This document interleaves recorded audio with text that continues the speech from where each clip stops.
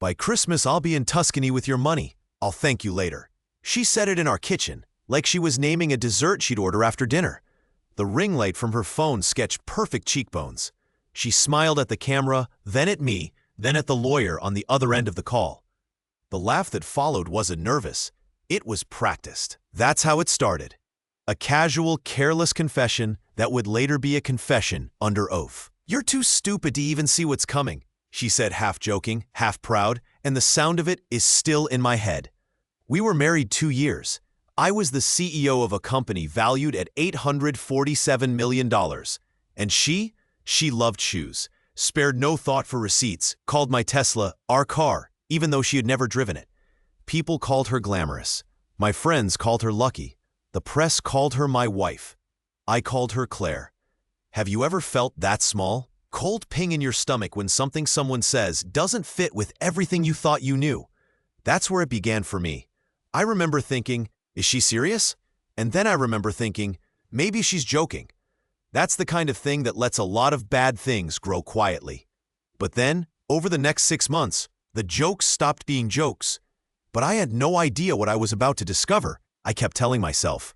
But the discovery wasn't a one-time event. It was a slow unraveling, like pulling a loose thread at the hem of something expensive and realizing the whole garment comes apart. The first real sign was a text I found on her phone when she left it unattended on the counter. 47 deleted messages. But I had already set up cloud backups for phones in case of hardware failure. Call it paranoia, call it foresight, call it what you will.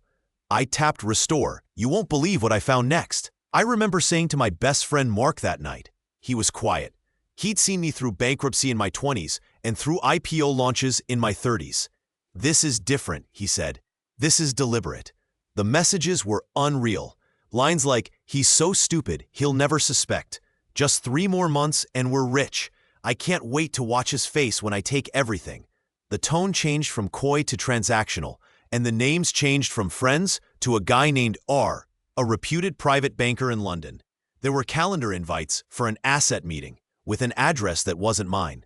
There were photos of receipts, $12,000 dinners, private shopping appointments, charged to a card I didn't recognize. But that was only the start. Little did they know that I wasn't helpless. Little did they know I'd put protections in place when we signed the prenup. Protections I put in because a friend of mine, the same Mark, had once said, "Don't be sentimental.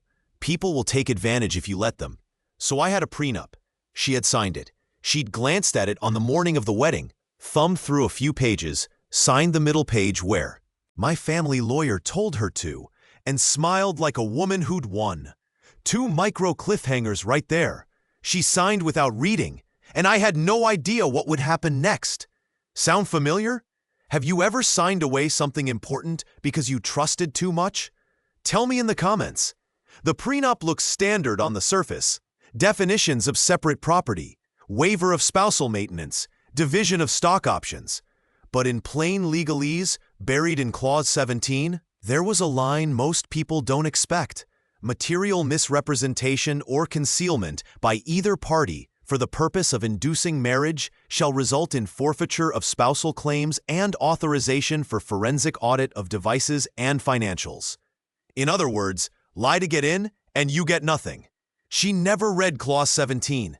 "That's the part they always skip," Claire said once, catching me scanning my copy late at night. "They tell you to initial 6 times and smile at the camera." She winked and walked away. But then I found the bank statements. Hidden transfers into a New Jersey LLC under a name I didn't recognize. Wire transfers from a consultant. Small amounts at first, then 200,000, 400,000, then a pattern that screamed premeditation.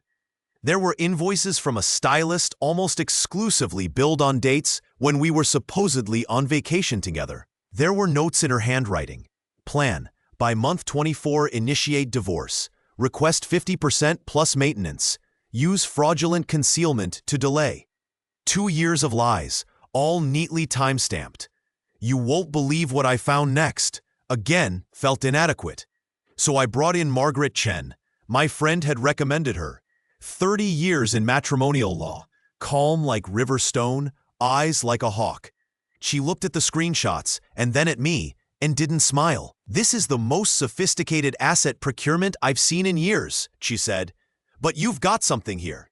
She signed this. She agreed to full disclosure. My hands shook when I showed her the texts. "Do we go to the police?" I asked, half desperate. "Is this criminal?" Margaret folded them into evidence without blinking. "Civil is faster," she said, "and cleaner. We'll use the prenup, but we need a clean trail. Deleted messages, witness testimony, file recovery, the bank records." "Have you ever felt like justice needed perfect timing?" I asked the camera in my head. That's what this was. We set up a team. Margaret, a private investigator named Sasha, ex-FBI, and a forensic accountant, Amir, who'd worked on SEC cases. Each of them brought something I didn't have: experience in seeing traps and digging under polished surfaces. The plan was surgical. Let her file first. Trigger Clause 17.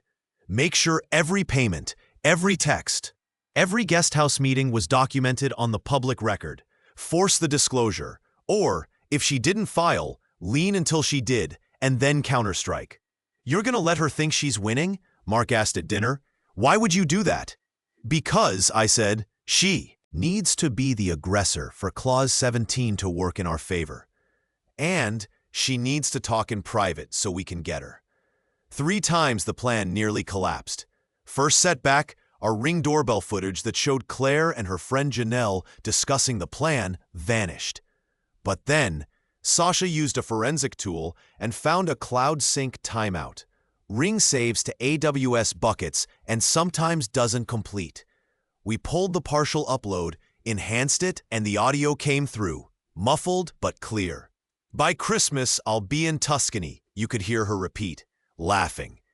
That line alone was damning. Recovery felt like catching a bullet that was destined to miss. Second setback. Claire hired the best divorce lawyer in Seattle, a man called Donovan Hale who worked Armani suits like armor and had a voice that sounded like a judge. He filed a motion to dismiss evidence obtained from private devices as a violation of privacy. "That's not how prenups work," Donovan said in his first meeting with Margaret. "You can't force device access in Washington state without a warrant." He smiled. "You're overplaying your hand." Little did they know, Margaret had already anticipated Donovan's motion.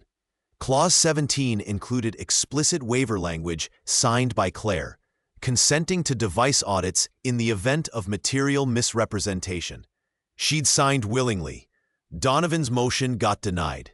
Third setback. A key witness, Claire's friend Janelle, went missing. She wouldn't answer calls. Her social was scrubbed. "Maybe she's afraid," my daughter suggested. "Maybe she doesn't want to get involved." But then at 2 a.m., Sasha called me. "She's at a Denny's off I-5 with a large coffee and a guilty conscience," Sasha said, "and a recorder." The recorder was gold. Janelle, shaking, said, "I didn't want to be part of it. I thought she'd change." But she told me how she'd count his money, how she'd keep receipts for things she'd never buy, how she'd tell the banker, "He'll never figure it out. He's completely clueless." Every time something seemed to fail, a small victory would come: a recovered text, a subpoena enforced, a bank compliance officer who didn't enjoy being lied to. By then, Claire's confidence started to crack. She posted on social like our marriage was on the rocks, then took it down. She tweeted, then deleted. She hired PR. She began to worry about reputation, not because she cared about how people saw me, but because someone seeing the truth would ruin her brand. Anyone who dated Instagram models would recognize the pattern: panic, then spin, then retreat. "Do you think I was cold?" I asked a dozen people later. "Do you think I tried to trick her? Tell me if you think I was wrong to wait. I won't pretend I didn't enjoy the tension. I won't pretend I didn't savor the small wins." But also, truthfully, I had moments of doubt. Was I acting like some sort of manipulative vigilante? I asked myself. What would you do? Pause. Think about that. Court day arrived like a thunderstorm. The room was full. Lawyers, press, family, our mutual acquaintances who wanted to see who would blink. Claire walked in. wearing $10,000 worth of jewelry and an expression that said she expected this to be a minor inconvenience.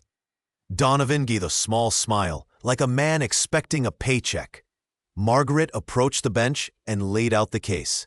"Your Honor," she said, "we intend to show that the plaintiff entered into this marriage with the material purpose of procuring assets by deception. Clause 17 of the prenuptial agreement is clear. We will show 47 deleted messages, forensic device audits, bank transfers, and witness testimony proving intent." She looked at Claire. "Ms. Warren, do you remember the text sent on March 12th that read, 'He's so stupid, he'll never suspect'?" Claire's face flickered. "That was out of context." "Out of context?" Margaret asked. "Let's hear it then." She slid a phone onto the table, hit a button, and the courtroom filled with the awful brightness of a recorded voice. "He's so stupid, he'll never suspect," Claire had said in a recorded message to Janelle. "By Christmas, I'm out of here." That clip landed like a hammer. Donovan objected, but the judge allowed the recording because Janelle had testified and provided the device. The room went still. "You'll never take me for everything I've got," Claire snapped across the table, venom in her voice. "I'm going to take you for everything you've got." "Do you know how that sounds?" Margaret said calmly. "That's a confession to intent. It activates Clause 17. Then came the 47 deleted messages. We presented them one by one. The calendar invites, the bank transfer confirmations, the hotel invoices in Bellevue, with notes, planning day. Amir explained, in plain language, how the transfers were routed into an LLC Claire controlled through a nominee. "The pattern is consistent with procurement," he said. "There was intent to separate funds from marital inventory." But then, Donovan rose. "This is a private matter. This is marriage. You can't weaponize words." The judge, an older woman who'd seen her share of greed, leaned in. "Mr. Cole," she said, addressing me with a tone that made me feel naked and wise at the same time.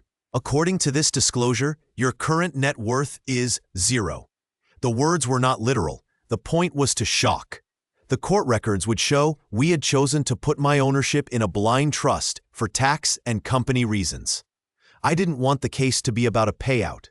I wanted it about truth. I am not interested in rewarding immorality," the judge said. "The prenuptial agreement is enforceable when it's clear there was fraud to induce marriage." Claire's breathing changed. Her eyes darted. She had expected to open a settlement negotiation. She had not expected to have the prenup read against her like a contract she had used as a weapon. "Final ruling," the judge said, "and because of the prenup's language and the weight of the evidence, the consequences stung." Claire forfeited spousal claims. The court ordered disgorgement of any funds transferred into the LLC back to the marital estate. And because the messages showed malicious intent, the court awarded punitive damages equal to 10% of the marital estate to a charitable trust I'd set up for victims of financial abuse. Ironic, perhaps, but morally fitting. She got nothing. And the press, cameras flashing, repeated the judge's line. "According to this disclosure, your net worth is 0. There was complete silence, then chaos. Claire left the courtroom in tears, probably an acting skill she'd refined, and Donovan's face was a study in defeat. I felt a surge of triumph so sharp it was almost painful. But then, as the courtroom emptied and the cameras ebbed away, I had a moment of clarity. I didn't want to be a man who enjoyed watching another human be crushed. I wanted to be free. "Was I cruel?" I asked later, sober, to Margaret. "Did we teach something monstrous?" Margaret shrugged. "You taught accountability," she said. "You taught the world that agreements mean things. You taught that the law can protect reputation and property from bad actors. Also, mean people often mistake accountability for cruelty. It's a common confusion." After the ruling, Claire's brand imploded. Influencers who had once shared dinner photos with her scrubbed tags. Her boutique appearances felt forced. 6 months later, I ran into her in Bellevue at a small boutique where she was folding sweaters. She looked smaller without the stage lights. She moved slower. The most bitter part for her wasn't the financial loss. It was the way people looked through her now, like a costume that had been taken off. "Do you regret it?" my sister asked me on the phone after she was gone. "Do you feel better?" "Yes," I said, "but not like I expected. It's quieter, it's cleaner." I didn't wake up celebrating. I woke up feeling free. There's a lesson here that I won't say is universal. Put protections in place. Read the documents you sign. If you are a public person with responsibilities, assume people will try to take advantage. Does that make you cynical? Maybe. Is that practical? Absolutely. As for Claire, the court ordered restitution. She had to pay back the diverted funds and was effectively financialized into obscurity. Her friends untagged pictures. The private banker, R, refuted involvement, but his bank had complied with a subpoena, and the small transfers trailed back to a holding account that linked to Claire. Life after? I sold my company 3 years later for $1.1 billion. Not to brag, but to show that life goes on. Financially, I was fine. Emotionally, I learned how to be more guarded without being closed off. I started dating again slowly. I met Sarah at a fundraiser for tech education. She was a patent attorney who laughed at my terrible jokes and didn't care about the cars. A man who can orchestrate something that sophisticated is never really broke, she teased when I told her a sanitized version. We dated, we argued, we grew. Do you think I went too far? Was I right to use the law this way? Tell me, what would you have done? Some people said I should have quietly bought her out and walked away. Others said I should have taken the moral high ground and let her go with dignity. Some argued I should have made the battle public. A lot of people in the comments said, "Good for you." A few wrote, "You became what you despised." I read them all. There's a broader take. Contracts matter. Words matter. Screenshots and backups matter. In 2025, your whole life is a paper trail. Texts, ring footage, bank wires. If you leave it unguarded, someone will use it against you. If you plan ahead, if you bury the right clause deeply enough in a prenup, or read the one you're given closely enough, you can protect yourself. I didn't want to entrap anyone. I wanted to avoid being trapped. I have the screenshots if you don't believe me. The court documents are public record. Look them up if you'd like. Security footage doesn't lie. Would you have done the same? Would you have let it play out? Or would you have shut it down earlier? What would you have done in my shoes? Drop your answer in the comments. Some people think I went too far. Some people think the law was the only thing that could teach that lesson. Was I wrong to set a trap and wait? Was I wrong to make the trap legal? You tell me. If you want to hear more stories like this, where justice is messy, where revenge meets the rule of law, subscribe and hit that bell. I've got dozens more like this one. And if you've ever had your life upended by someone you trusted, share it. Maybe there's a clause, a friend, or a lawyer who can help.